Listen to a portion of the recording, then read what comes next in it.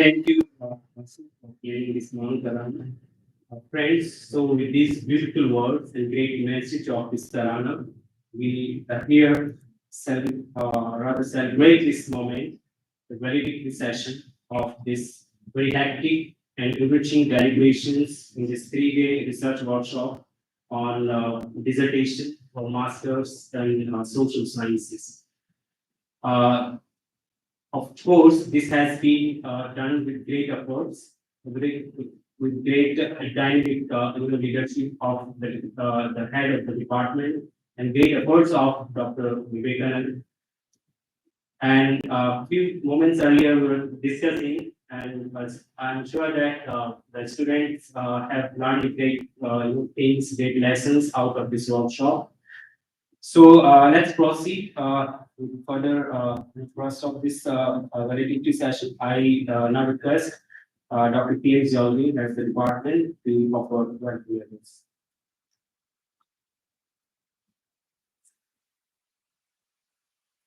doing.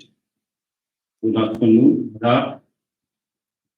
It is indeed a very warm pleasure to have Professor Anantagiri, a very renowned social scientist. He is not only sociologist. He is known across the social sciences and one of the very prominent person as an individual who travels a lot, talks a lot about the areas he is engaged into, and he connects with the people. The kind of softness, the kind of kind-heartedness he has makes his academics more visible. Uh, with such a versatile person with us, amongst us, and with all humility, we found his presence very, very graceful. I welcome on behalf of the department, Professor Janaki. We had planned till few minutes, just 5 minutes ago, our Maulana Azad National Urdu University's registrar, Professor Ishtiaq Ahmed, has agreed to grace this occasion, but there is a highly urgent meeting being called up. So he just informed 2 minutes back that I may not be able to come, but in case if there is possibility, he may join me. And he wishes his greetings to you. Our Dean School of Social Sciences, Professor Farida Siddiqui, also 1 minute back she messaged me that I will try to join. There is another meeting in the same building with few very senior officers from Delhi have come, and she has to, as a dean, she has to attend because of the official protocol. So Madam is there in the building, but she is unable to come here. I'm telling you all because you could realize that Professor Anantagiri is very eminent, and for the same reason, both our senior professors and officers of the university wanted to grace and join this very good session. But thereby we cut short here, and we, on behalf of Maulana Azad National Urdu University, which is one of the most developed in a rapid, fast mode, this university is growing across the country. We have almost 40 off campuses in different parts, almost in 7, 8 states of the country. We have three off campuses that we call satellite colleges in Srinagar, Lucknow, and Bihar. We have 7 BEd colleges, 5 polytechnics, and so and so.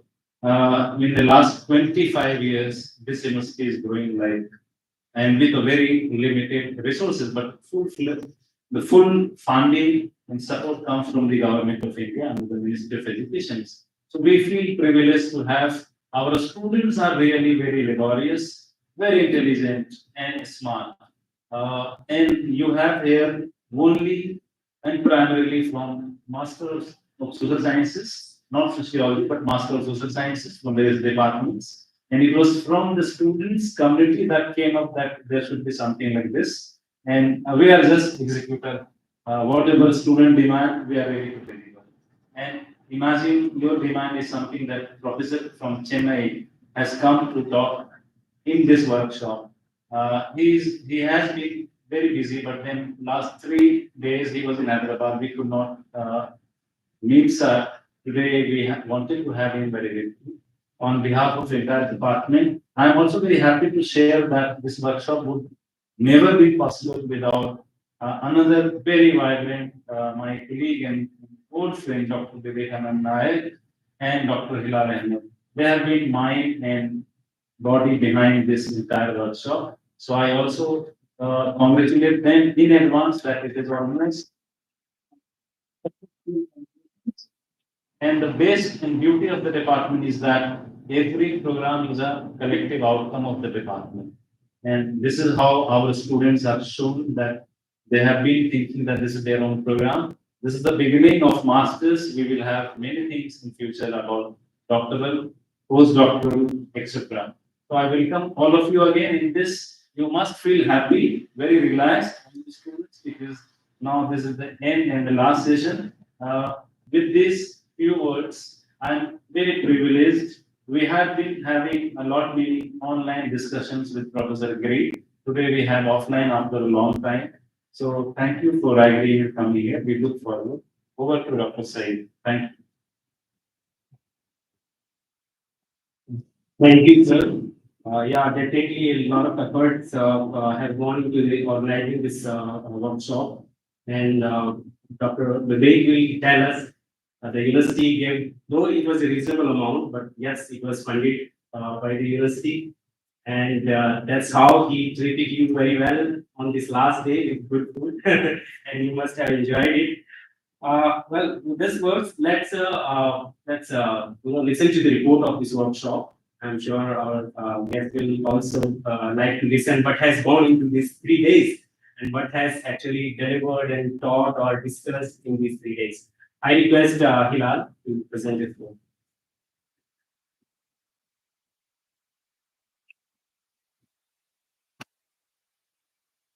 Thank you, sir. It gives me immense pleasure that the Department of Sociology at Maulana Azad National Urdu University is proceeding towards successfully conducting a 3 day research methodology workshop on dissertation writing for MA students in social sciences organized from 28 to 30 August 2024. The workshop is first of its kind, especially designed for the master students aimed at equipping them with the essential tools and techniques required for writing comprehensive and impactful dissertations. The department is quite happy. The workshops saw participations from students across the social sciences disciplines like economics, political science, sociology, law, public administration, extra from within the university as well as from the institutions outside, such as Usmania University.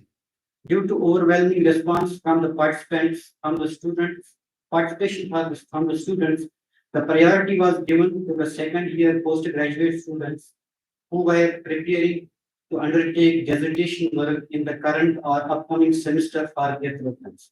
The workshop featured a distinguished panel of experts from Manu and other institutions, including Central University of Hyderabad, Usmania University, and Madras Institute of Tech Development Studies, Chennai, ensuring a rich and diverse learning experience. The workshop was designed on total of 11 sessions. Each of the session was of 2 hours. On day one of the workshop, it commenced with the inaugural session at the committee room of Arts and Social Sciences building. The session was graced by the esteemed guests, including Professor Eksham, Professor Fahim Akhtar Nadvi, Professor Muhammad Shahid, Dr. K.M. Ziauddin, Head Department of Sociology, chaired the session, welcoming the guests and the participants. Dr. Vivekanand Nayak presented the aims and objectives of the workshop and the vote of thanks. After the inaugural session, an insightful session on the introduction to research, covering research problem, objectives, and hypotheses led by Professor Muhammad Shahid, Head Department of Social Work, Manu. In his session, he emphasized on how to craft a clear problem statement and develop hypotheses. After a brief debrief, Dr. Harinder from Rhoda Mystery College of Social Work, Usmania University, conducted a session on research design and sampling. His discussion on qualitative, quantitative, and mixed method research designs and the techniques of sampling provided students with a foundation of planning and executing effective fieldwork. The first day concluded with a session on role of theory in research. It was delivered by Dr. Saeed from Department of Sociology. His session focused on the theory as a process and outcome of the research and highlighted the importance of theoretical frameworks in guiding research and interpreting data. The second day started with a session on literature review and identification of research gaps by Dr. Asima Jaina from Central University of Hyderabad. She deliberated on the essential skills and resources for conducting systematic literature review and effectively identifying research gaps. The focus of the second day then shifted to the fieldwork and data collection techniques. Dr. Ehtisham Akhtar and Dr. Vivekananda Nayak from the Department of Sociology led back to back-to-back sessions on qualitative and quantitative data collection methods respectively. They covered various techniques such as interviews, focused group discussions, surveys, and secondary data collection, offering students a comprehensive understanding of fieldwork and data collection. The second day of the workshop concluded with the session on qualitative data analysis by Professor Anurekha Chariwal from Central University of Hyderabad. She introduced students to the coding, thematic, and narrative analysis for the qualitative research analysis. The third and final day, that is today, began with the session on quantitative data analysis led by Professor Mohammad Shahid Raza from the Department of Social Work, Manu. He introduced students how to analyze quantitative data and also demonstrated the use of SPSS for quantitative data analysis. Following a tea break, Dr. K.M. Ziauddin at Department of Sociology conducted a session on report writing and ethics in research. His session covered the structure and components of research report, effective abstract writing, ethical consideration, and including plagiarism, proper citation practice, etc. The workshop is now proceeding to its conclusion with, with this post-lunch valedictory session coordinated by Dr. Sayed Mew. In this session, we have a special resource person, Professor Anantagiri from MITS, Madras Institute of Development Studies, who will be delivering the valedictory lecture on the question of subjectivity and objectivity in social research, while he will emphasize how subjective experiences shape the social science research and the ways to maintain the objective. Thank you.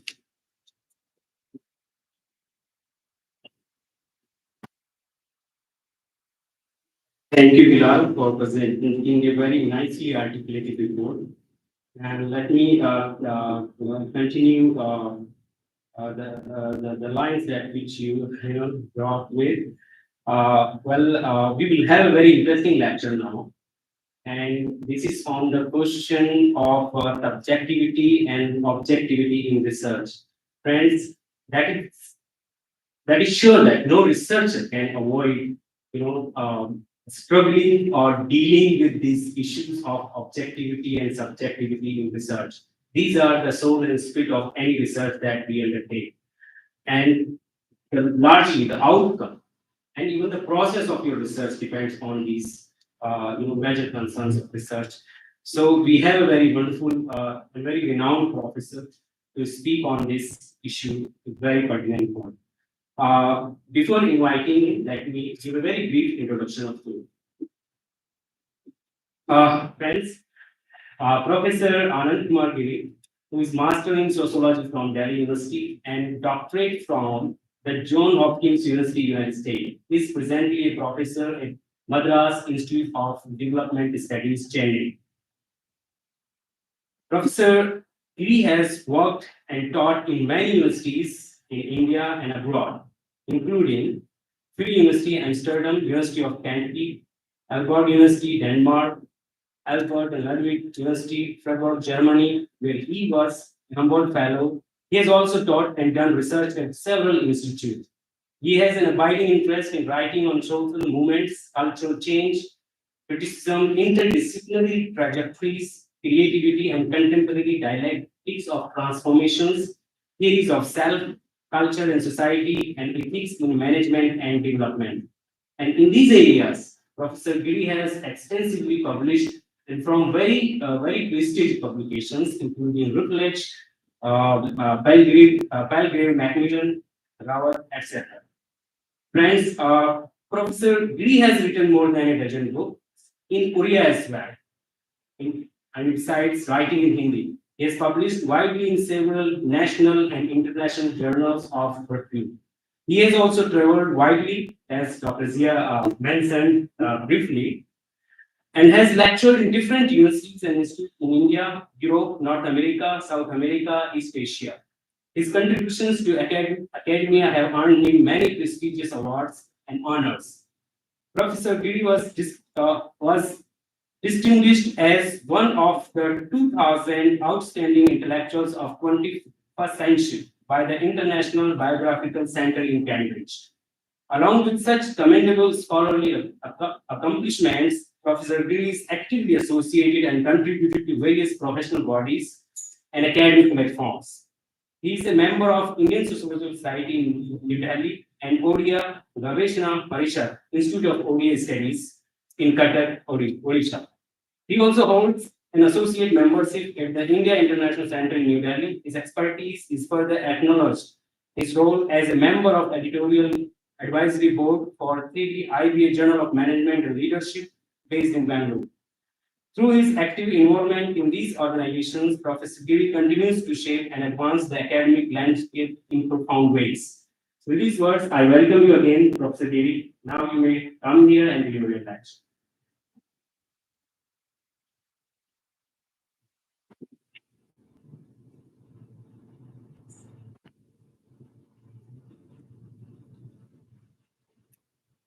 Assalamu alaikum. Bismillahirrahmanirrahim. How are you? Bifala? Alhamdulillah.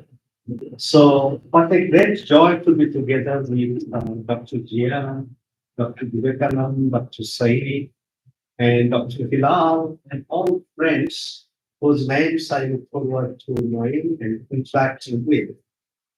As I was listening to this very deeply inviting song of Manu, and how though I could not understand everything, but the feeling I got was deeply inviting. And that also reminded me of the anthem of Banaras Hindu University. Have you heard the anthem of Banaras Hindu University by any chance? And if not, and you see the vibration, and there one line is, Sakala Vidya ka Raj. That means this is the Rajdhani of all Vidya. And the little sense I got about Manu is also like this. So interesting that you have been part of this learning process of research methodology, which is a very important learning journey. As Dr. Jia so kindly spoke of all of you as laborious students. Because the only thing, if you look at the beautiful sire of Alama Muhammad Iqbal, Khuda Bandi, that, the Taqdeer mein jo likha hai, this beautiful life, any of you know that? Then next slide.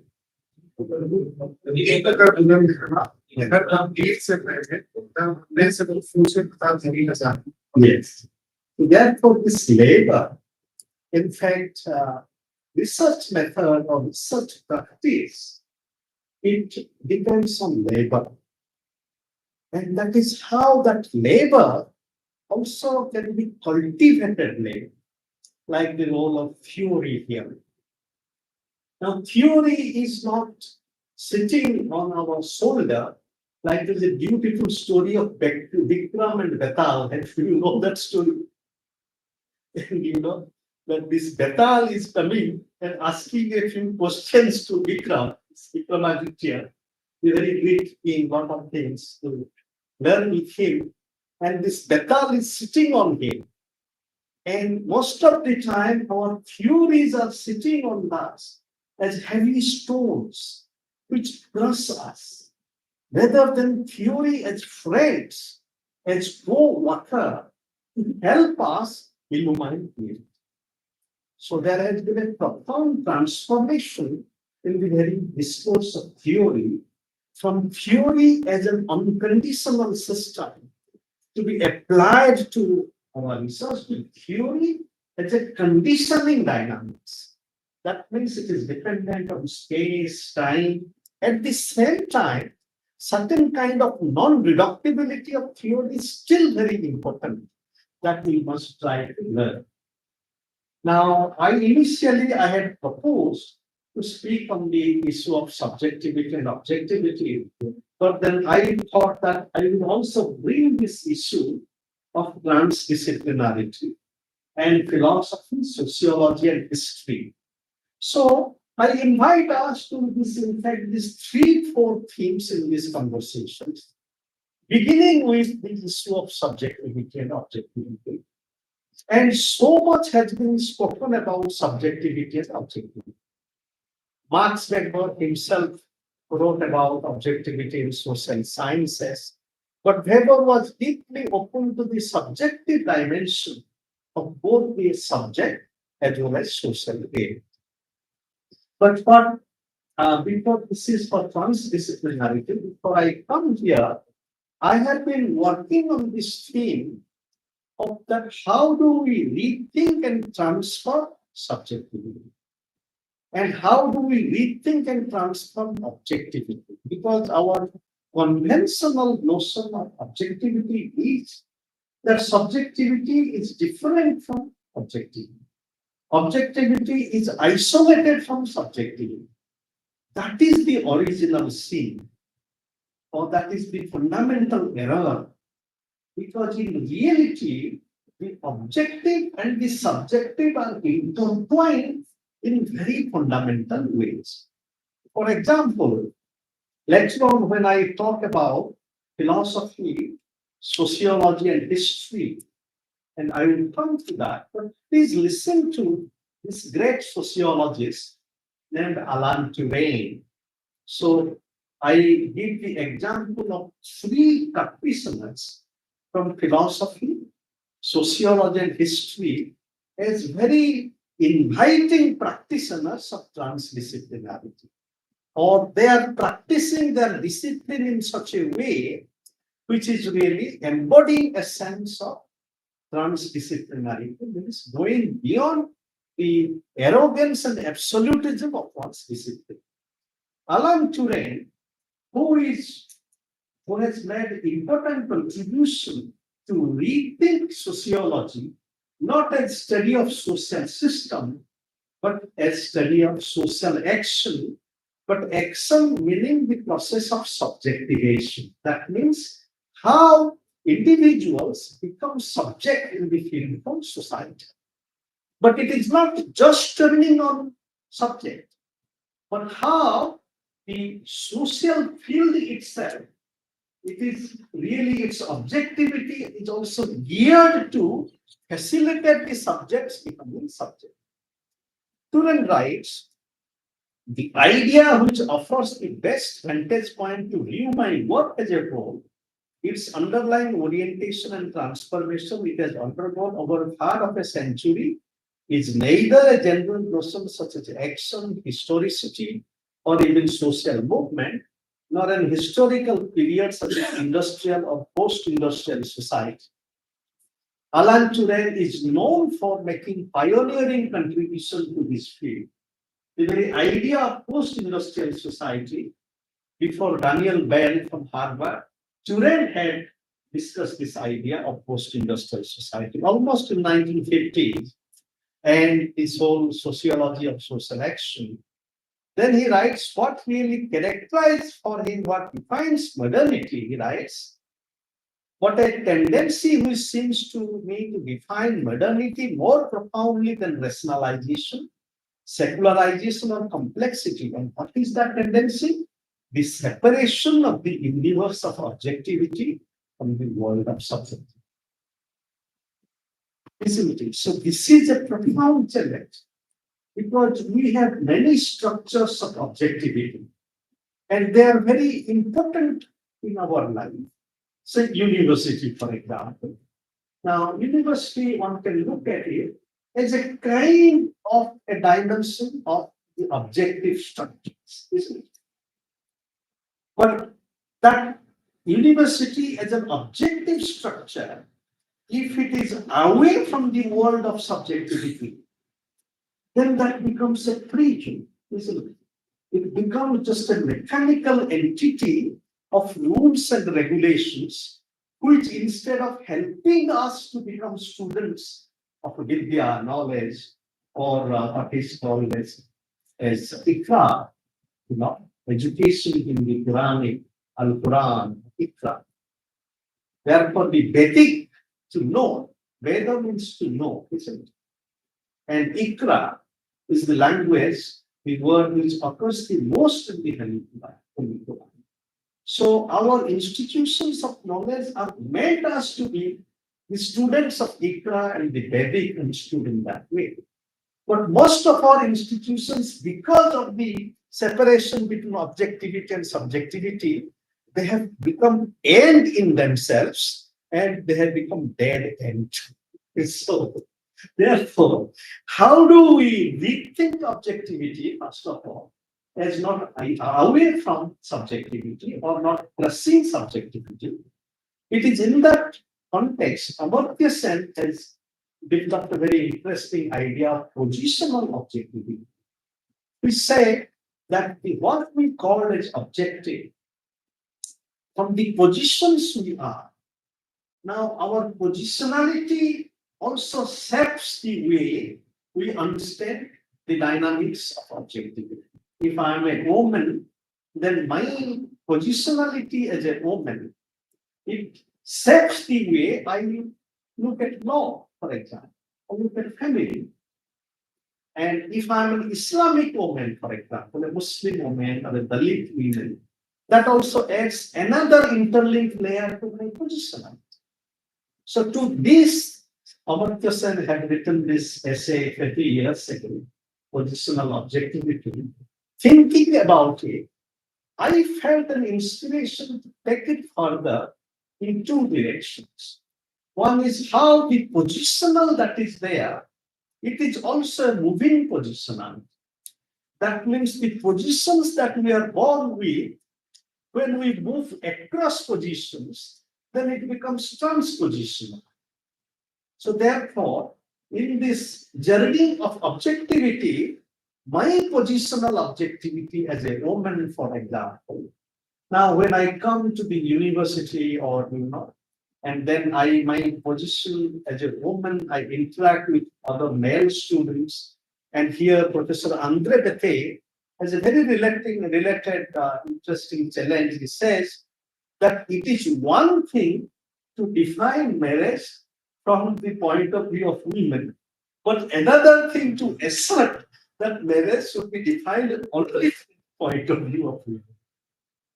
You see the difference. Now, most of the time, our positional, our positional kind of manifestation is verging on this absolutism, isn't it? Yes, I must understand our situations from my position, but an institution cannot be just defined from the absolute assertion of my position. Whether I am a woman, man, with my God, isn't it? So that to help us, so we do have to develop the dynamics of transpositional objectivity and transpositional subjectivity. And we go beyond the dualism of subjectivity and objectivity by then understanding how a particular kind of subject formation help us in realization of objectivity. For example, if as students of sociology and anthropology, we are going to the field, isn't it? Now we are going to the field. Now, in the colonial time, the field workers, they didn't work on the field. They were on the horseback. Car had not come, say, 100 years ago. But some of the colonial ethnographers, they had also whip in their hand. Have you read about it? Whip. That means if somebody doesn't answer, they would whip their subjects. Now, that kind of field work, is it helpful for getting objective knowledge? No. Today, even if that kind of visible colonialism is not there in our field work, but there are many kind of invisible alienating colonialism. So that most of the social scientific researchers, instead of becoming participants in the life world of people, in a very one way or the other, their manifestation is not essentially different from this image of the colonial social science. Secondly, suppose you are going to the fields, okay? Now you are drinking quite a lot. Of course, any of you feeling you drink, you cannot admit, not admit it here. But in our research methodology workshop, have you ever had any lecture on the inadequacy of drinking for your research practice? Have you had? Oh, because we have taken it for granted, but in reality, not only alcohol, but many kind of practices that we live as human beings that we are not enough to. And that really affects the way our process of gathering of knowledge, isn't it? The third thing is about listening. Now, all the research methodologies workshops that we are doing, now, has there been any session on how do we just try to listen? We take it for granted, but in reality, that we rarely listen to each other. And how do we develop the capacity to listen? So here meditation can help us, because there are traditions of meditations in all traditions, isn't it? It's not just confined to one tradition. Even the Prophet Muhammad, peace be unto him, his moment of silence. And how did Prophet Muhammad get the revelation? Because he was going to the mountain. So when he would come back, peace be upon him, so he would go to the mountain, and after years and years of journey to the mountain, and then so that kind of practices of silence, deep listening, and also in terms of our enhancing our capacity to listen, and how here human beings are not necessarily the best listener. Have you lived with the dogs? Now, dogs have more capacity to listen than human beings. So today, the kind of limits of anthropocentrism in anthropology and sociology, in the context of climate change and climate collapse, and the need for a new sociology, which is not just anthropocentric, but a sociology of life, including the non-living, the kind of what Bruno Latour is talking about. And also Dana Haraway, the kind of cross-species, our cross-species existence. Now, all this requires a new kind of methodology of learning, not only from our research methodology course, but to be able to learn to develop is our capacities from the animals, from trees, from birds. So this is some of the elements of transpositional subject or objectivity that I and my fellow scholars are exploring in a book on this subject. Is coming out from the Outlets maybe in the next 6 months. But then coming here on the way, I thought that let me take this opportunity to bring this idea of transdisciplinary dance. That's transdisciplinarity as a kind of a creative dance. Therefore, the topic is transdisciplinarity and a new trigonometry of creativity. And that trigonometry of creativity, first of all, as students of sociology, it consists of the hours as students of society. One dimension is field work, understood very broadly. Field work as engagement with the field. And that field is not just out there in Punch or out there only in Rampura, or Sripuram. These are the names of the classic sociological monographs. Sripuram is the village where Professor Bete did his field work, or Kurds, I mentioned us. But today we are challenged to realize the field existing everywhere. So how do we become a student of the field, and what is field? Because here Gurukula and others, their invitation for us to understand the field mainly through field as a constellation of power. But then the field is also consisting not only by power, but also by love and respect, what is called as Shraddha in Bhagavad Gita. Or field consists of, prayer, for example. Now, prayer, our worship, our orientation to the divine, to transcendence, for example. It also constitutes our sociocultural field. Therefore, our notion of field work, as it is coming from dominant traditions of monistic sociology and anthropology, it does not include these kind of relational dimensions of field. In my book, Sociology and Beyond, Windows and Horizons, I'm developing a notion of sociology and anthropology, which is engaged with this field in this very open way, not just field as a field of power, but field also as a field of shraddha, love, and respect, and lack of it, the dialectic. It is a heuristic process. And then that field work then is not just field work, but foot work. And that foot work also makes us connected with the earth and the sky.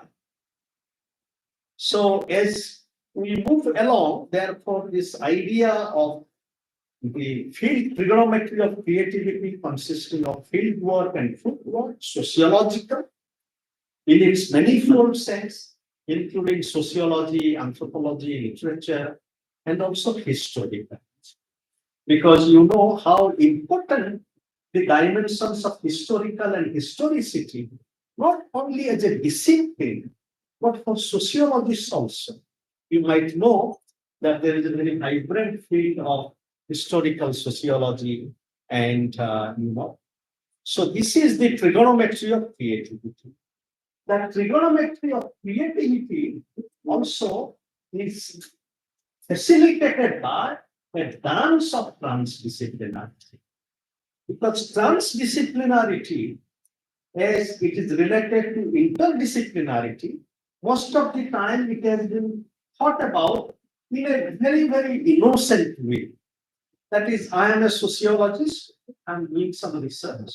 Say, I was listening to Dr. Faisal, he's working on aspirations of the parents. Now, this very word aspiration, what does it mean? Now, Arjun Appadurai has an essay called Culture and the Capacity to Inspire. And I was speaking with Arjun Appadurai in January, we had a very lovely meeting.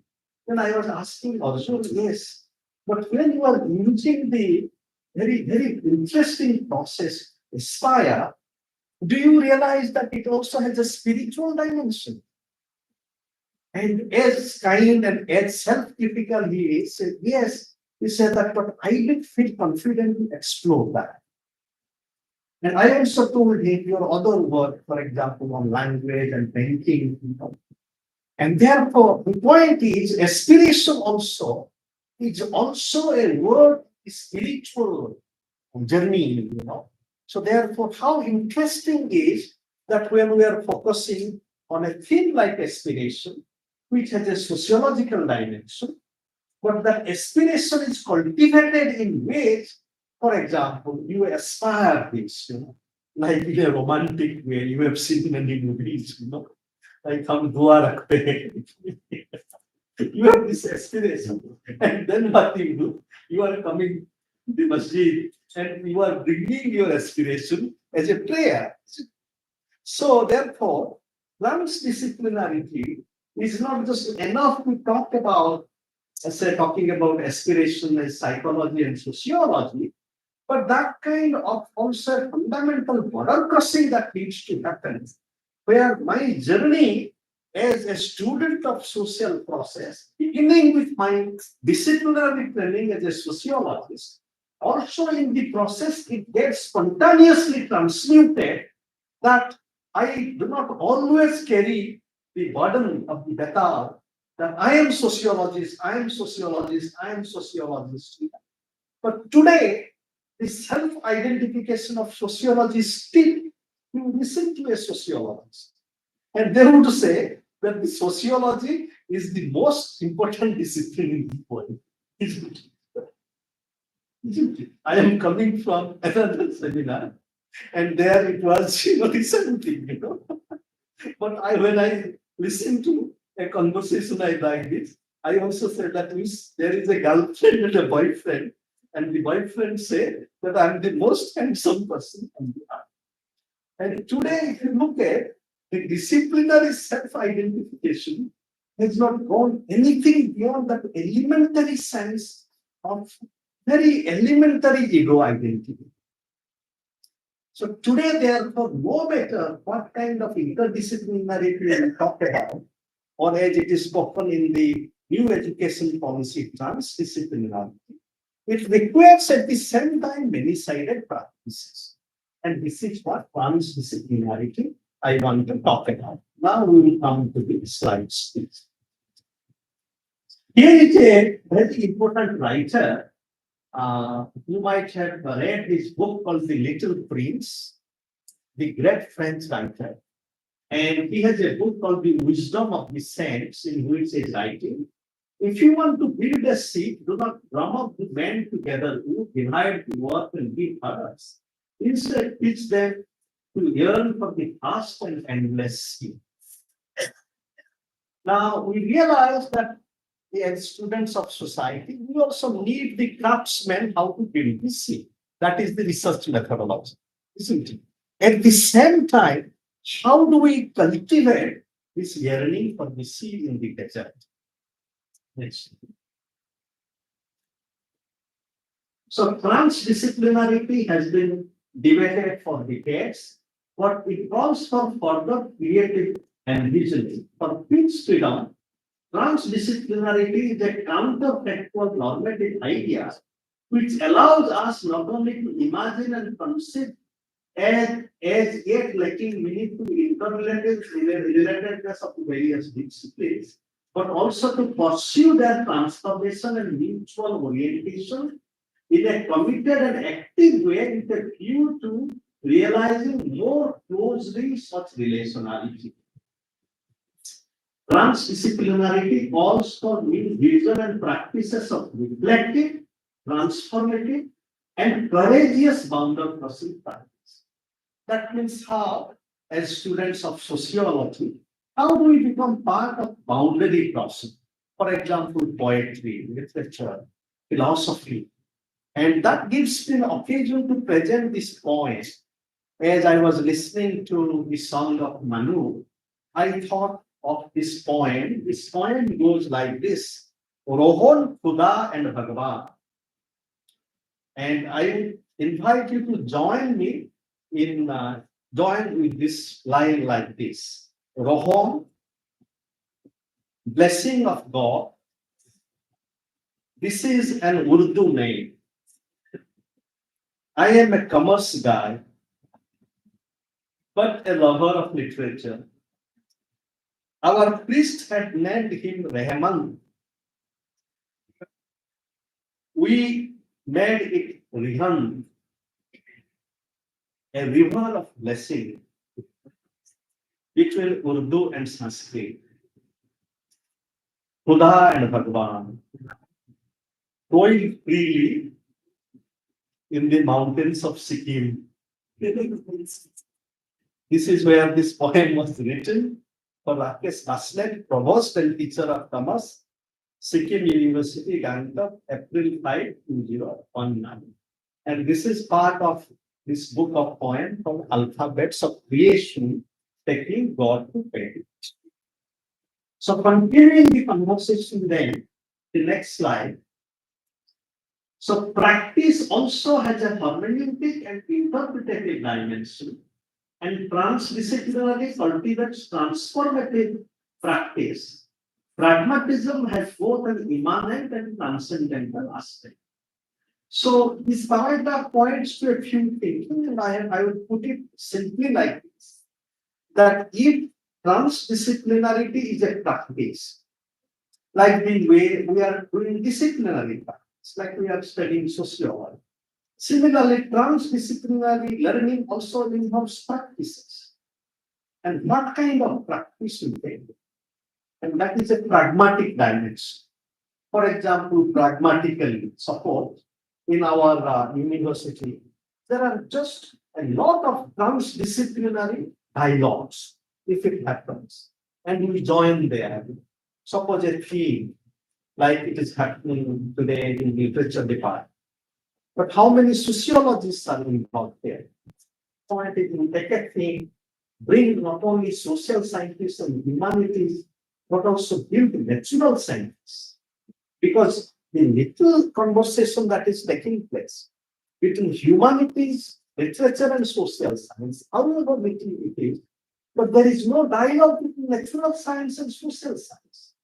And this is what Immanuel Wallerstein in 1996, he, as well as many of his co-writers, they wrote a very important text called Open the Social Sciences, in which Wallerstein and other co-writers, including Michael Rolfe Thiel, my respected teacher from Johns Hopkins, was a very creative anthropologist and historian. And it also included Ilya Prigogine, who is the Nobel Prize winner in chemistry, and who really developed a different notion of complexity. So they developed the need for dialogue between natural science and social science. Think of how interesting it would be that university creates this kind of practices. And then suppose on a topic, even I am a student of sociology, then I am invited to learn about natural science a little bit. I'll give you an example. Day before yesterday, I was, on last Sunday, I was in a Catholic seminar.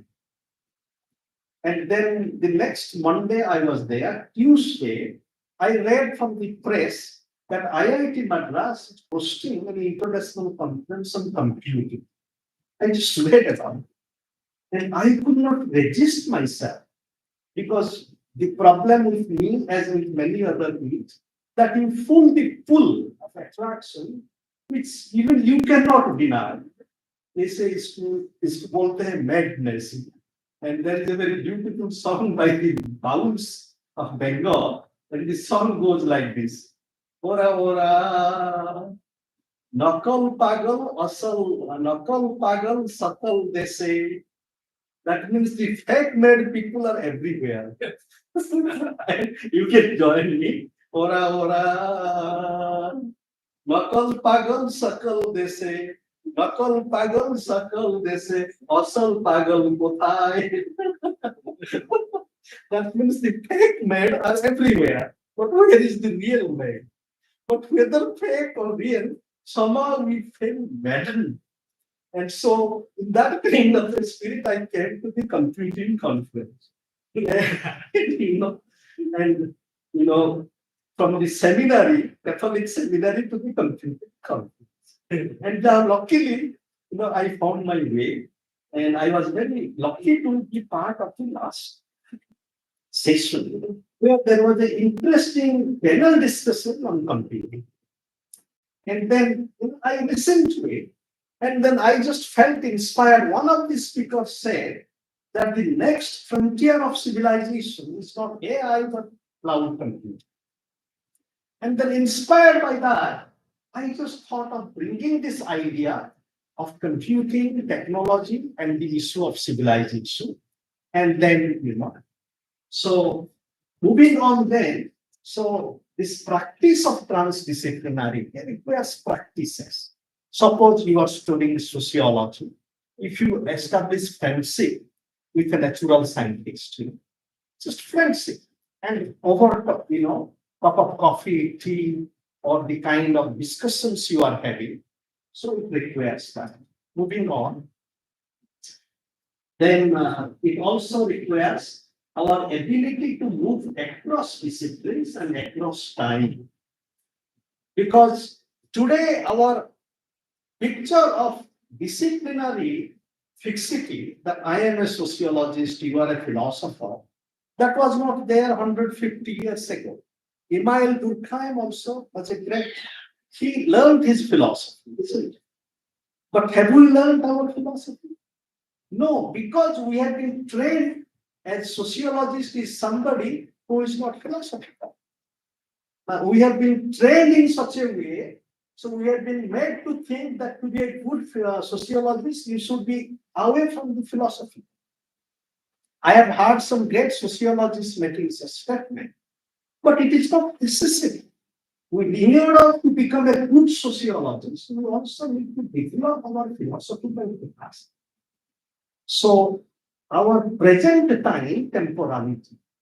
But if you go beyond our present, 200 years ago, even economics had its own philosophy, sociology had its own philosophy.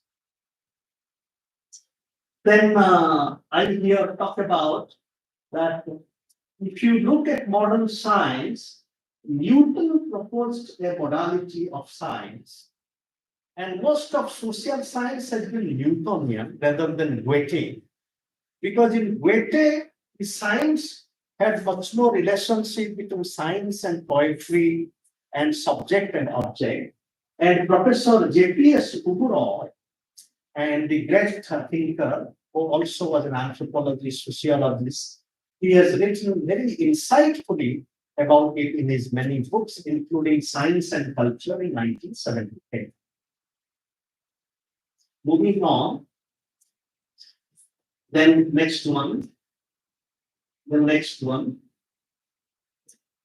This one is that transdisciplinary calls for dialogue across culture, philosophical, and theoretical traditions. So therefore, so another 15 minutes, is it okay? Yeah, that's 15 minutes. Yes. Okay. Yeah. So then I will be very quick just to point out that how transdisciplinarity, and in the next 15 minutes, I request your kind participation.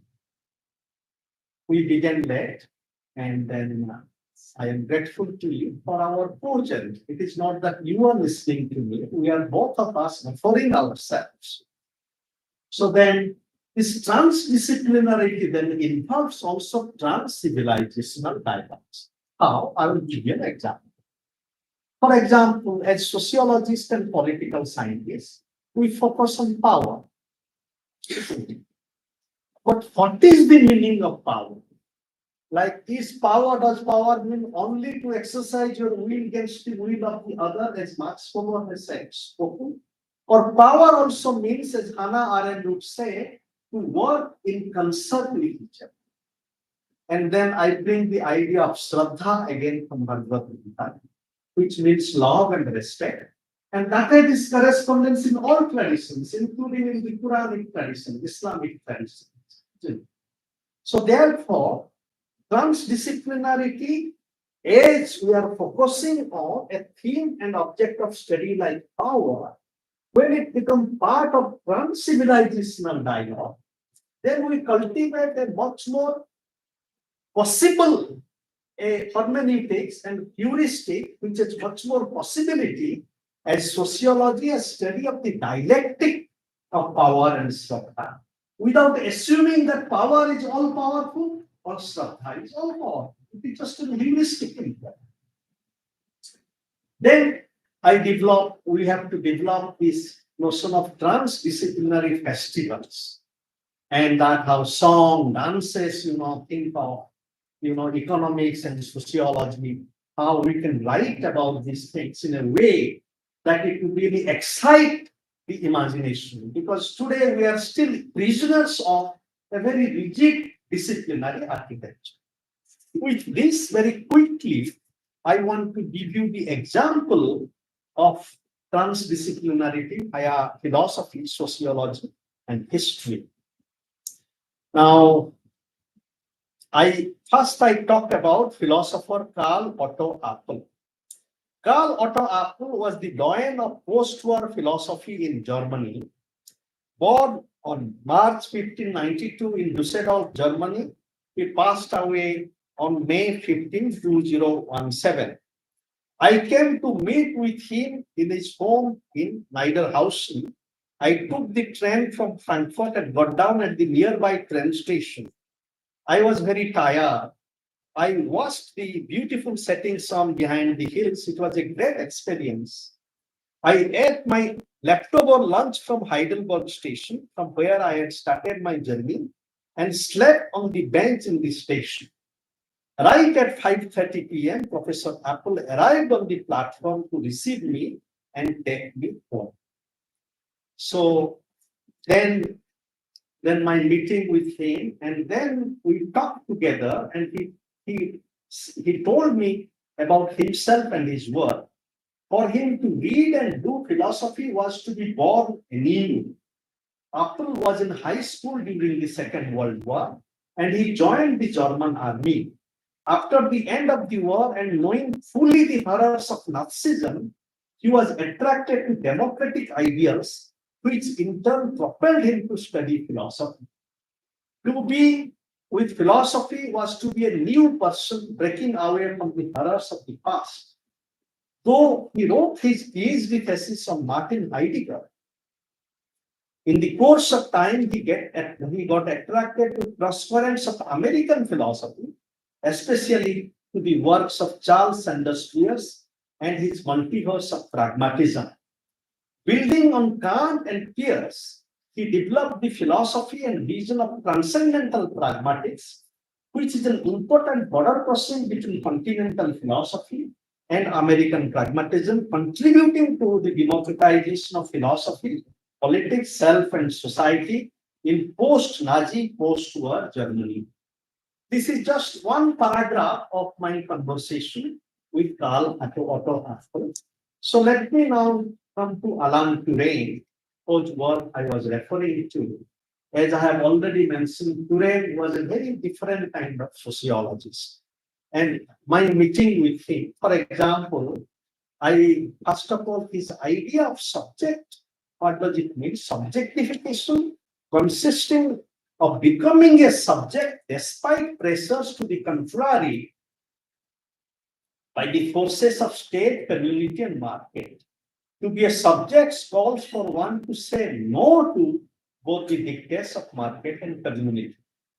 I first met Turing in 1999 when I was a visiting scholar with EHESS.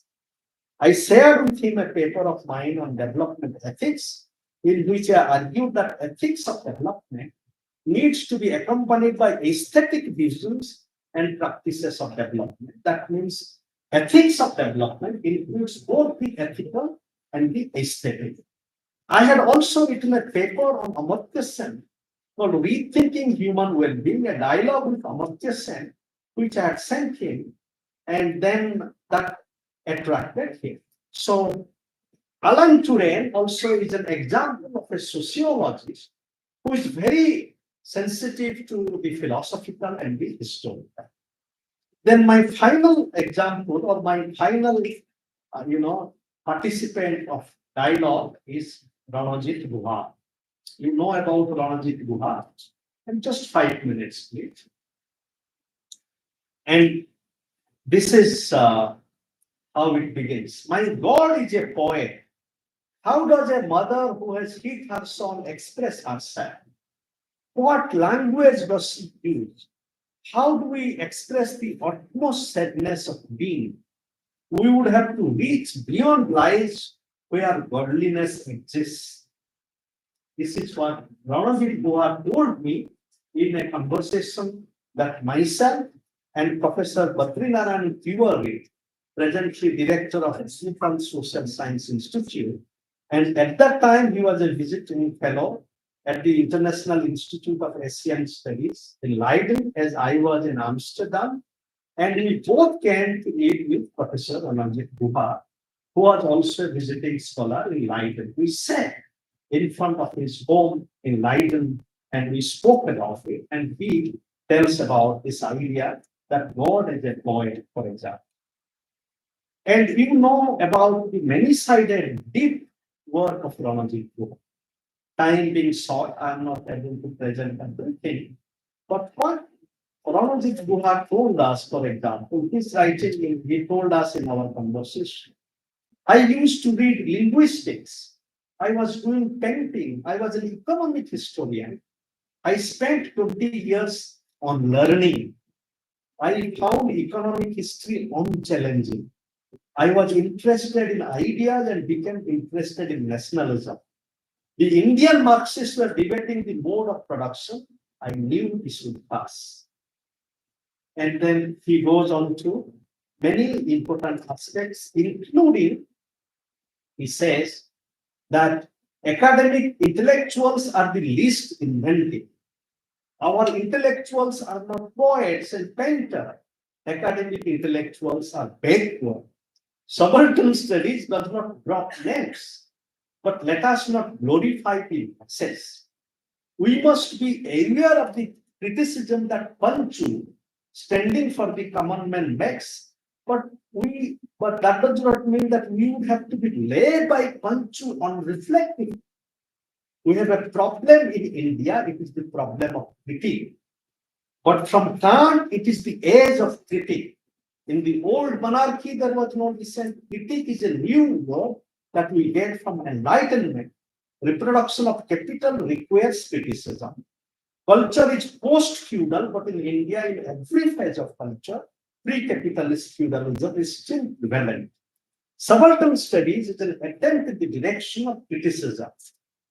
Subaltern studies got wedded to statism. You should not allow yourself to be brought by the establishment. Critics can survive under conditions of independent thinking.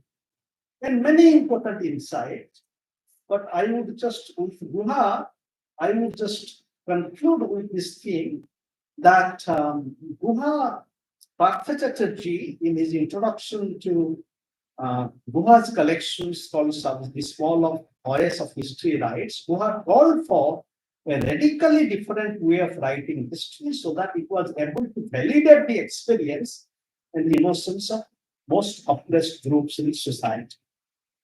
Finally, now what does it mean when we work and meditate with a philosopher like Apple, sociologist like Alan Turing, and a historian like Ranajit Guha, who in each one of them is not just a mere philosopher, a mere sociologist, or a chest-beating historian. This is my concluding point. In reflecting upon reflection on our work, Vinadas invites us to cultivate adjacent thinking. Adjacent thinking. This brief conversation with the three pioneers of social thought can help us cultivate adjacent thinking in our seeking. We can explore further possibilities of adjacent thinking by walking and meditating together with Karl Otto Appel, Alan Turing, and Ranajit Guha. Deeply inviting perspective of transcendental pragmatism can help us realize limits and possibilities of Turing's project of subjectivation, as well as his plea for cultivating a transformative relationship between subjectivity and objectivity. Similarly, it can help us realize the vision and practice of Guha, where he challenges us to go beyond conventional constructions of history, nationalist and Eurocentric, and open ourselves to the call of creative transcendence in poetry and other works of subject formation, such as the subaltern, where the subaltern is engaged not only in critique of the sovereign, but also self-critique. Guha himself has written how there was a movement of individuation that ran parallel to mass campaigns of the nationalist era, and how in such processes of self and subject formation, there was also an existential dimension to which nationalism owed its character as a history of becoming. So even subaltern historians, they are not necessarily sensitive to the kind of self-making that is going on. For example, in his deeply moving essay on Subhash Chandra Bose, Nationalism and the Trials of Becoming, Guha elaborates that. I do not have time to go into it. Similarly, there can be further fruitful dialogues between the project of subaltern and the project of subjectivation in Turin, as we need to open Turin's project of subjectivation to the challenge of decolonization that Guha poses. Decolonization, or what African philosopher Sabelo calls onto-decolonial transformation, is also a challenge for Karl Otto Appel's project of transcendental pragmatism, which challenges it to open itself to both trans-civilizational dialogue. For example, pragmatism to cross-civilizational dialogue, such as dialogue between European and Indian civilization. Transcendental pragmatism also needs to open itself to decolonization of our colonizing world. And here, Habermas, for example, there is some critique of Habermas. In a way, Appel and Habermas together, they talk about this transcendental pragmatics. But then if we bring Ranajit Guha, then we would have to ask this question: what is the decolonial or the anti-colonial dimension of this transcendental pragmatics? But to be fair, as my respected friend Fitzstridham wrote to me, that though Karl Otto Appel, in his own personal life, he adopted a child from Africa, and that kind of a personal sense of relationship, which may not do all the kind of work that needs to be done. At least he was sensitive to the need for this kind of change in one's life. So it calls for a critique of colonialism and not just Nazi annihilation in Kantian pragmatism of Appel and Habermas, including of German colonial experimentation in Africa, which paved the way for Nazi experimentation of Jews and others at home in Germany, Europe, and around the world. And what the Nazis were doing today, yes, 60 years ago, today I do not want to name. So another state is doing this and even worse than that.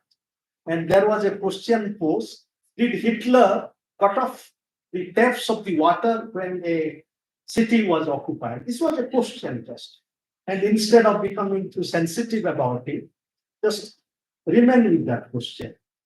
At the same time, both subjectification and decolonial realization of possibilities need to grapple with the challenge of immanence and transcendence and strive to practice transcendental pragmatism in self, society, culture, history, knowledge, and the global. Thank you so much.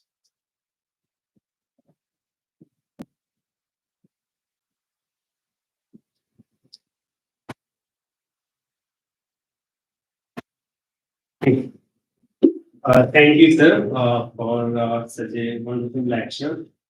Well, the sounds of claps shows that I think the audience is very enlightened.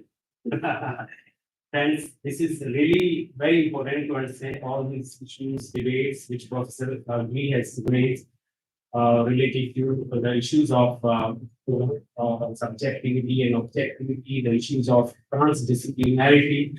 And then he related all these issues with the issues of like subaltern, trajectories, decoloniality. I'm sure, you actually develop on all these issues. So important to understand all these aspects when you are, mastering sociology, when you are doing your PhD in sociology. So now let's move further. This is the time to honor our guest. I request Sajad to bring memento and shawl, and Dr. Vivek and Dr. Ziaudi both will honor the guest.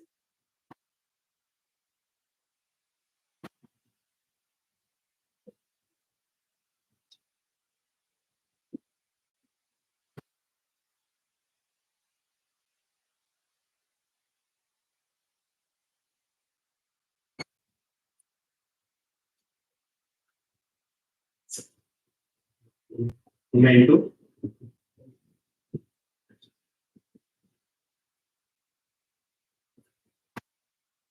Vivek, please help.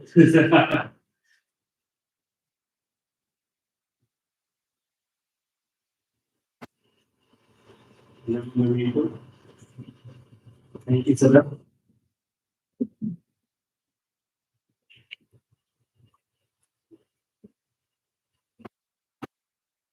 So, after this, now I request our head,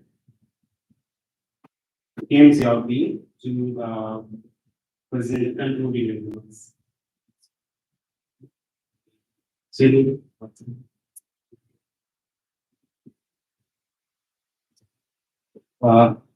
yes, you all must be very happy that we are concluding slightly earlier than still.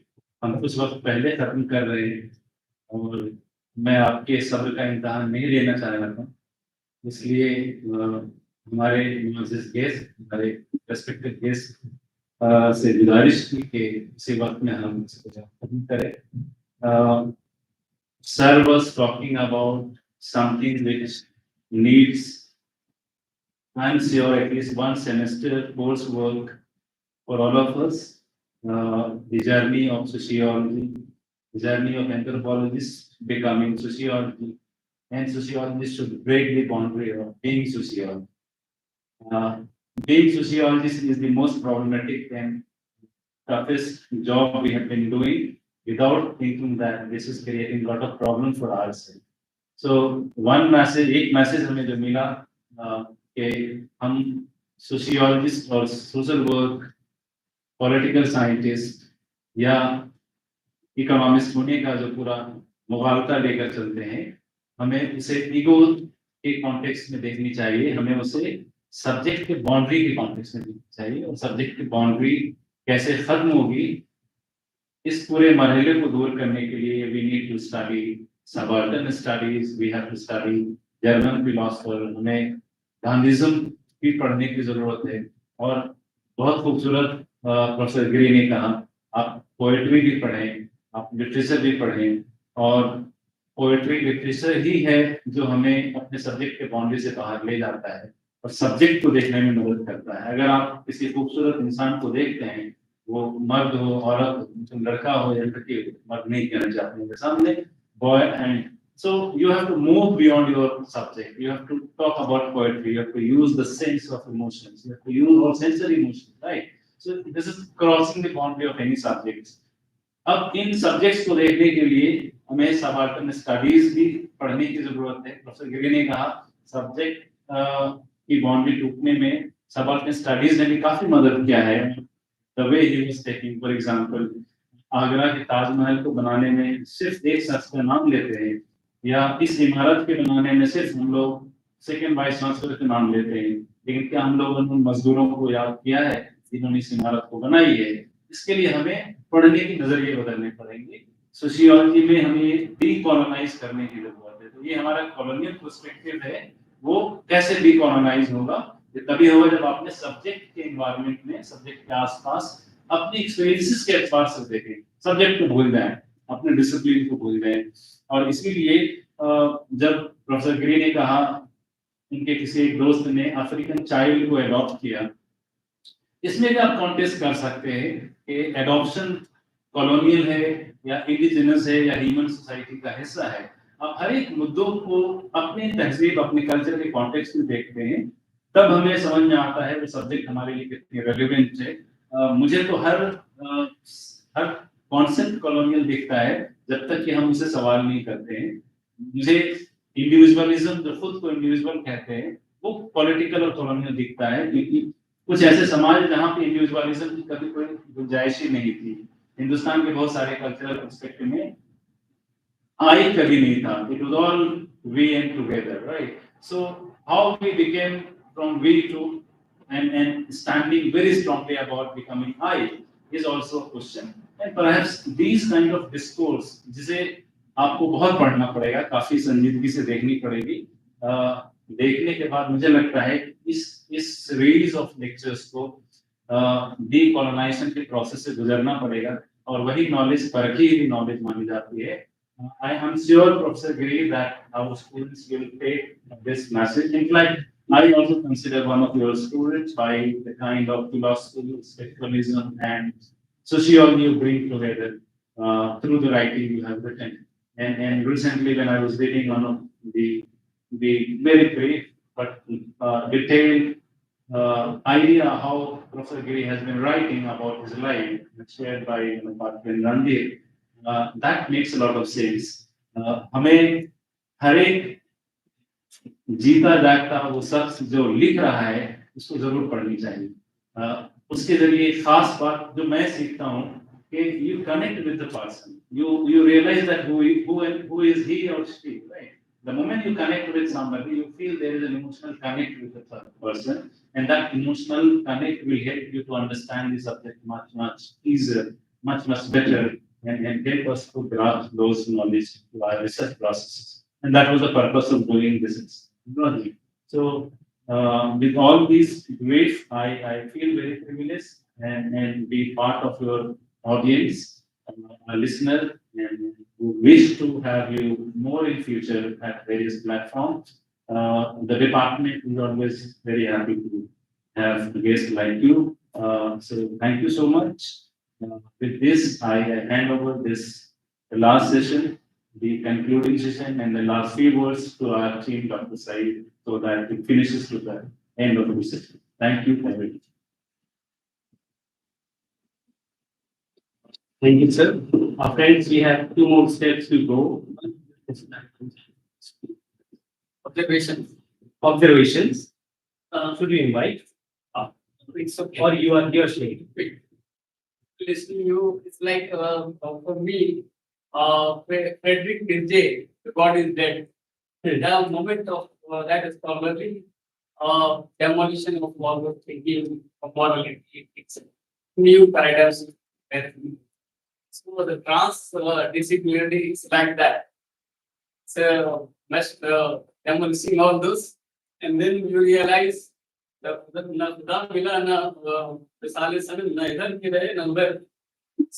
transdisciplinary is like that. Disciplinary is my own, and transdisciplinary is like my teamwork. So you realize you have to return your home, but you work as a team. That's wonderful, sir.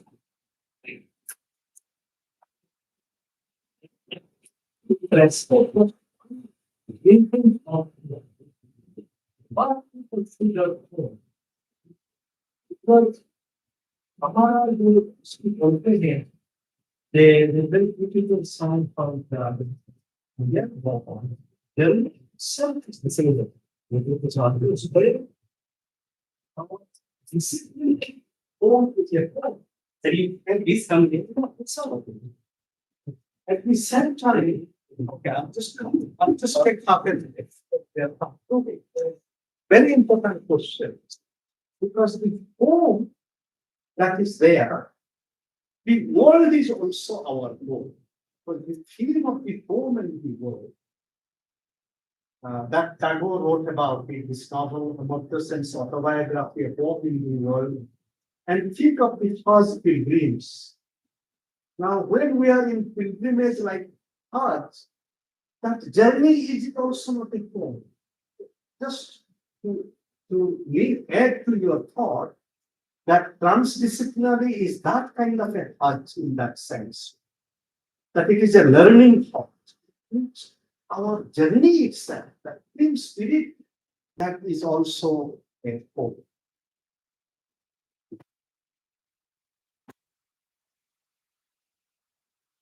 Thank you, sir. Thank you, of course, for raising it.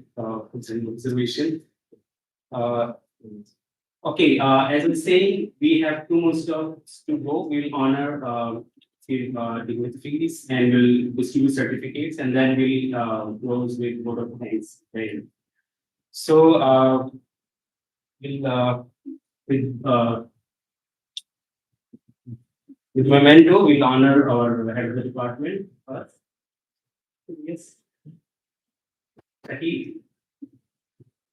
Because This has been a great force. Sir has been a great force behind, and it's because of his special efforts and engagement, and also dealing with the with administration parts. That's how it could become possible. Let me bring another memento in honor Dr. Vivek as well. Professor Giri, please. Dr. Vivek, he has done a great job.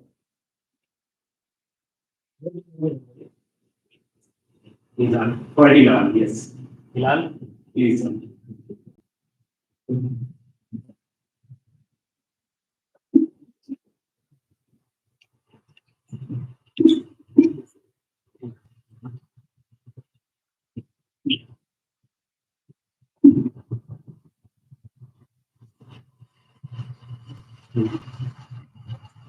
So now we will distribute certificate.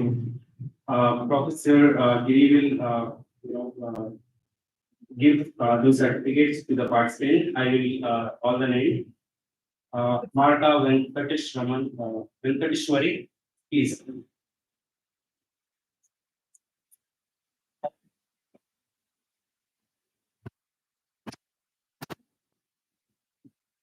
Hajra Begum. Next is Hajra Begum. Usmani Institute. Yes, Hajra Begum. Professor Giri, please.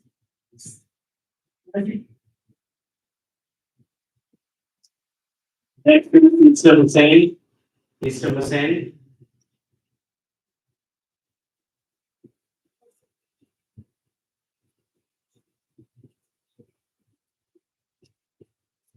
Next, Mr. Motashi. Saad.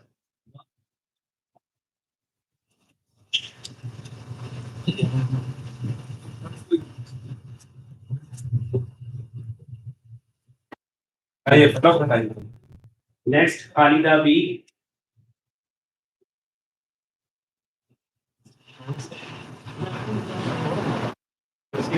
Khalida B.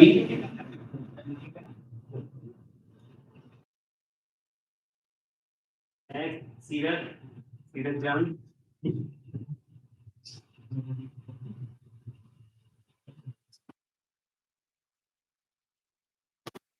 Next, Sadaf.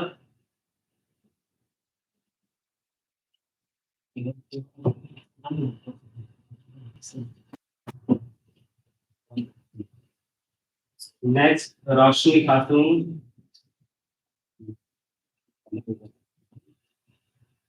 Roshni. Dr. Vivek, please help.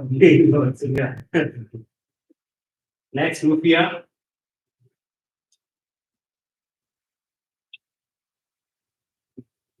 Next will be Samina Begum.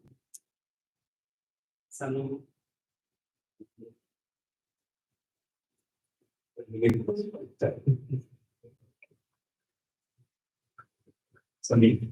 Next, Sadaf.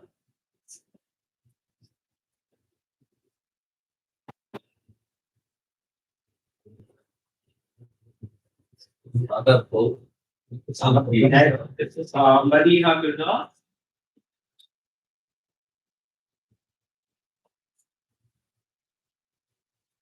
Next, Misbah.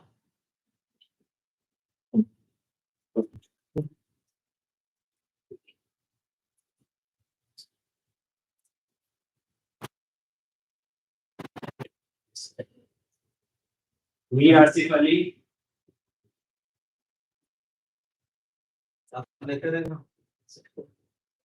Mr. Sajjad. SPP Sajjad.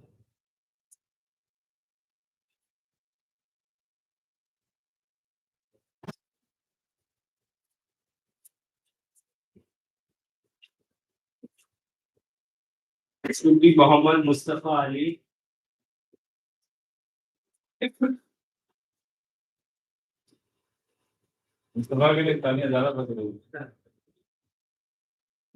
Next is Shakil Ali.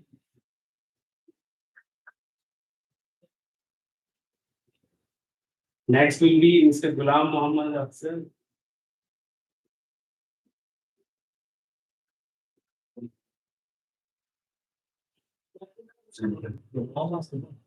Next will be Mr. Faisal Aziz.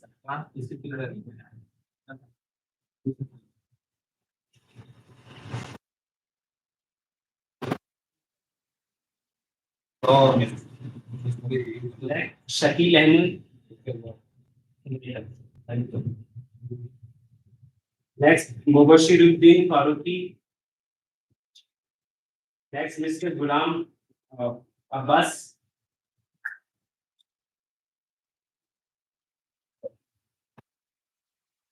Next is Salim Khan. Salim Khan. ताली बजना चाहिए.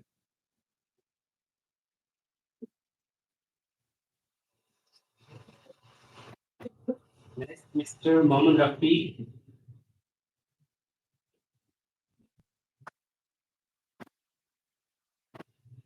Next is Mr. Syed Asim Suhail.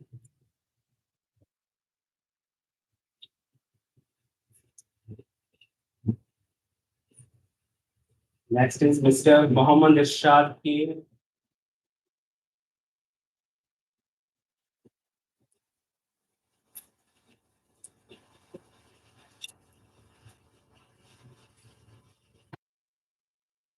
Next, Mr. Mohammed Wasim.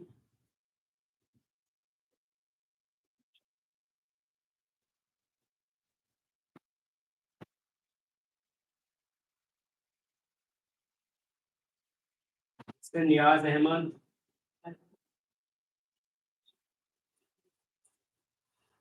Subjectivity दिख रहा है. Next is Mr. Abdul Nafi VP.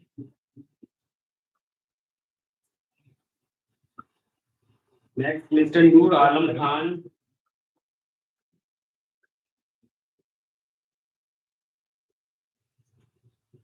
Next,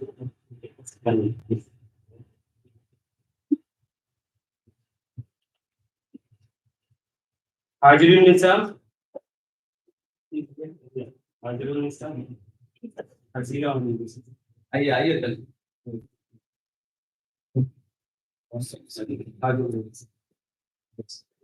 Next, Miss Rahim Nisa. Rahim Nisa. Next, Miss Fatima Khatun.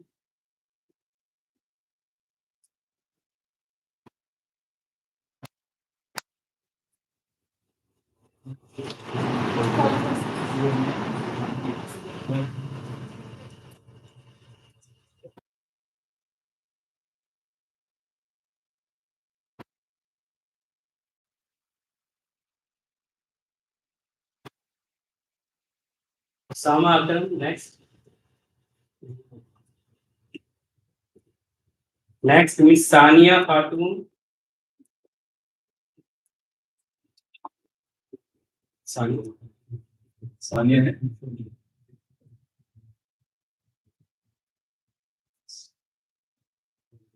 One more. Next, Mr. Mubashiruddin Farooq.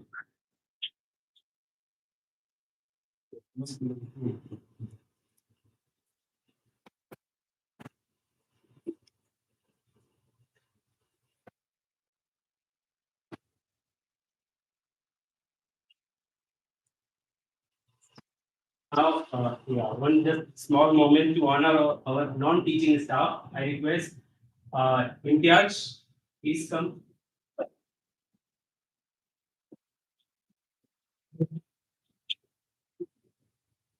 They have done very great hard work in arranging all the resources available, in making this course successful. At the second,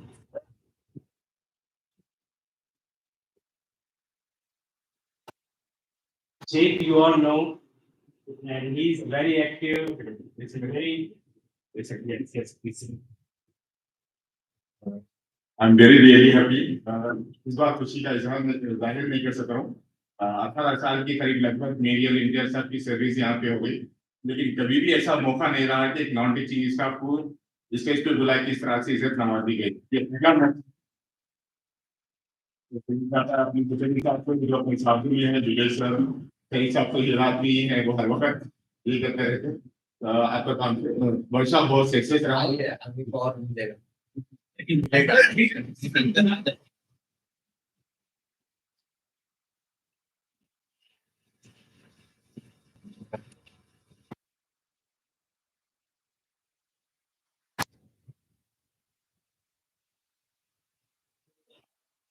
Done with all the formalities. Now I request the convener of the workshop, Dr. Vivekananda Nayak, to offer vote of thanks.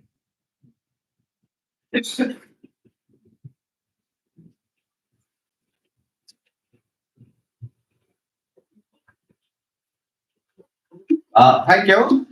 Good afternoon to everyone. एक बार ताली तो हो जाए।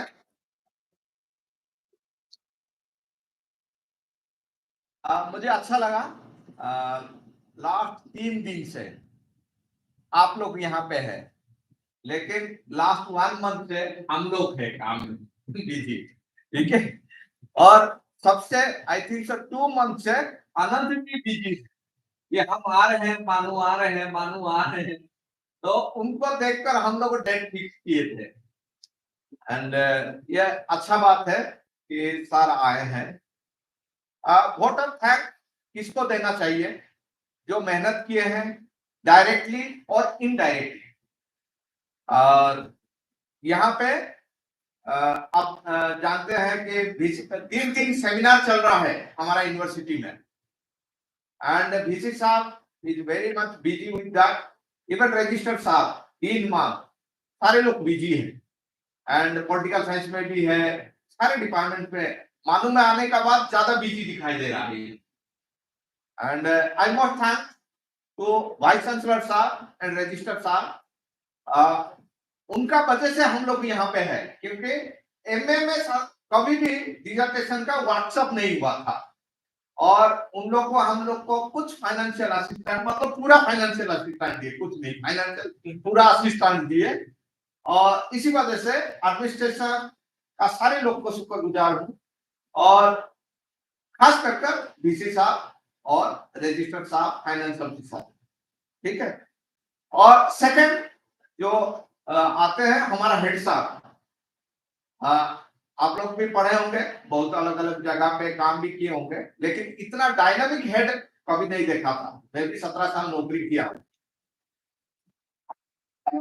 जब ये venue का बात आया कहाँ करेंगे, क्योंकि पॉलिटिकल साइंस का भी यहाँ प्रोग्राम था, आज VC साहब आने वाले थे, तो हम लोग को नीचे शिफ्ट होने वाला था।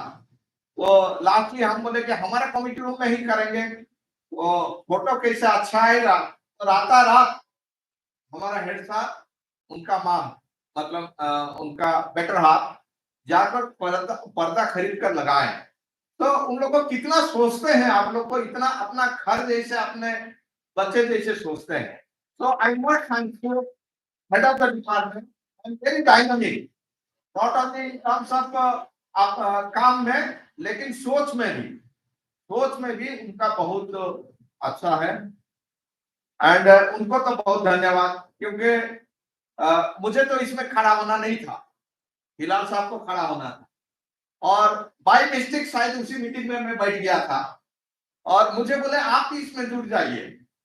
तो लास्ट दिन मुझे पदवी का नाम से मुझे यहाँ पे दे दिए, लेकिन असली काम अगर कोई किए हैं तो हिलाल साहब, और हिलाल साहब के लिए सब लोग को बहुत धन्यवाद, ठीक है। And I must thank inaugural section, जो इनॉग्रल सेशन हुआ था, it was very nice, very beautiful. All the faculty member, senior faculty member आए थे, एंड खास कर आप देखेंगे कि फाइम साहब आए थे, and he inaugurated, Habib sir आए थे, एंड इवन रफी सर भी आए थे। एंड सोशल वर्क का रिश्ता हमारे साथ अच्छा है, in terms of transdisciplinary, क्योंकि उनका मेथोडोलॉजी, हमारा मेथोडोलॉजी बहुत अच्छा है। इसी वजह से हम लोग भी उनको पसंद करते हैं, उन लोग भी हमको पसंद करते हैं बिकॉज मेथोडोलॉजी के लिए, ठीक है।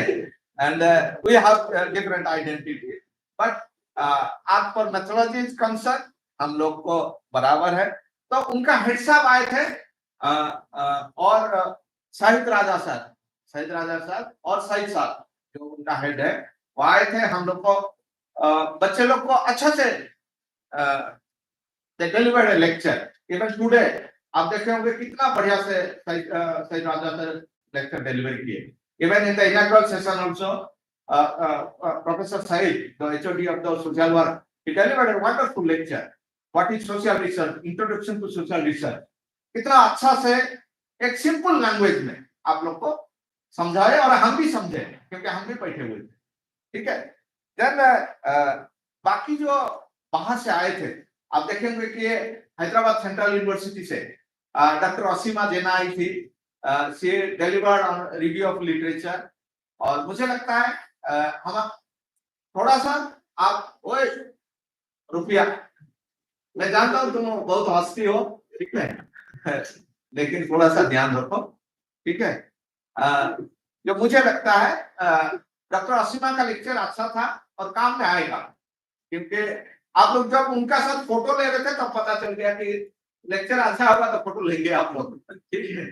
देन अनुरेखा मैडम, प्रोफेसर अनुरेखा आई थी कल, जैसे नैरेटिव के बारे में वो बताई। तो हम लोग तो डेली नैरेटिव बताते हैं ये, लेकिन उसका भी वो मेथोडोलॉजी बताई एंड दैट्स वंडरफुल।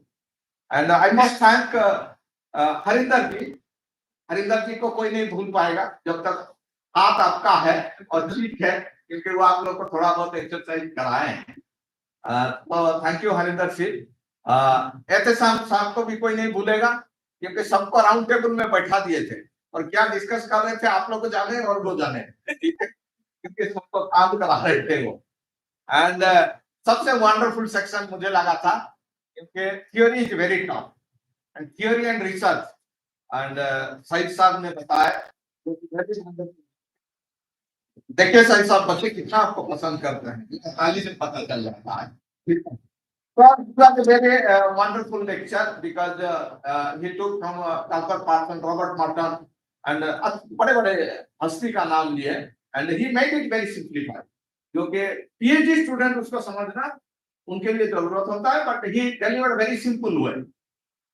And मुझे जो लगता है ये सेमिनार का सबसे अगर मजबूत अगर है तो हमारा PhD स्कॉलर, ठीक है।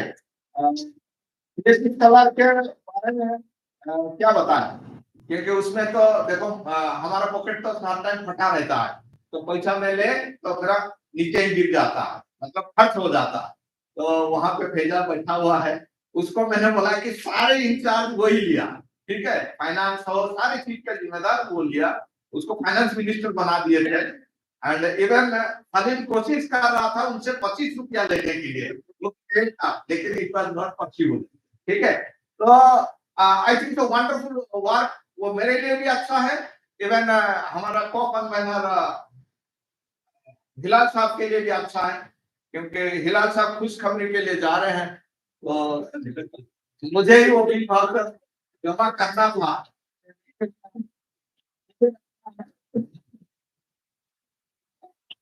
फैजल जी उसका आसान कर देंगे। उस समय आप देख रहे होंगे कितना ब्यूटीफुल मोमेंट को, और कहाँ ये लड़का क्या है, हाँ Asif, wonderful Asif, really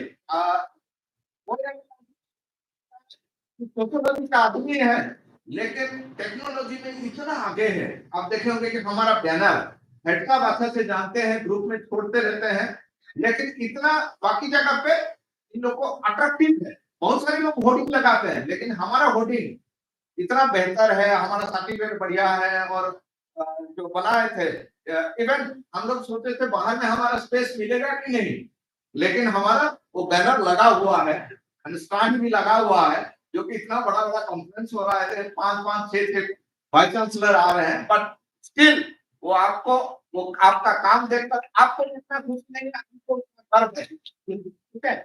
and ये आसिम साहब फारूकी कहाँ वो लड़का लंबा, हाँ वो लड़का, ठीक है, वो बहुत बढ़िया से सेशन कोऑर्डिनेट किया है रियली। और आफ्ताब हर टाइम सबसे बिजी भगा रहता है, लेकिन जब काम पड़ता है वो आकर यहाँ खड़ा हो जाता है। तो हाँ, तो अल्फा और पीएचडी फर्स्ट ईयर स्टूडेंट के बारे में नहीं बोल रहा, क्योंकि they have participated in the course, we have given them opportunity to learn. So मुझे जो लगता है ऐसे कोई काम नहीं पीएचडी स्टूडेंट नहीं किए हैं first year student.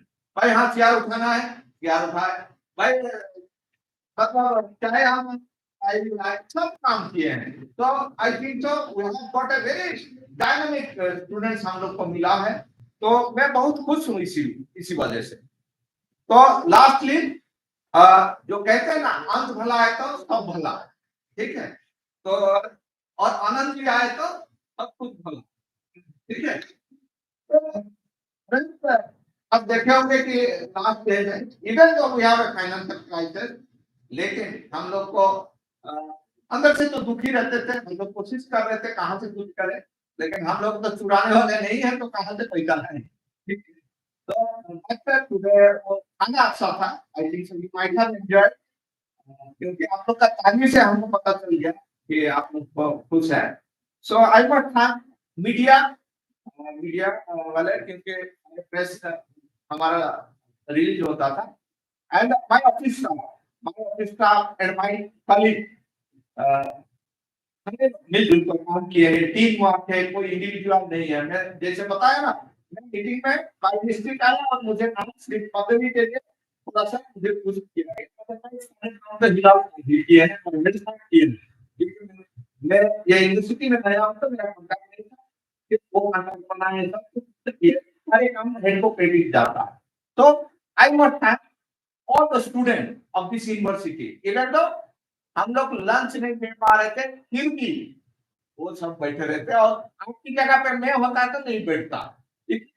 Thank you everyone.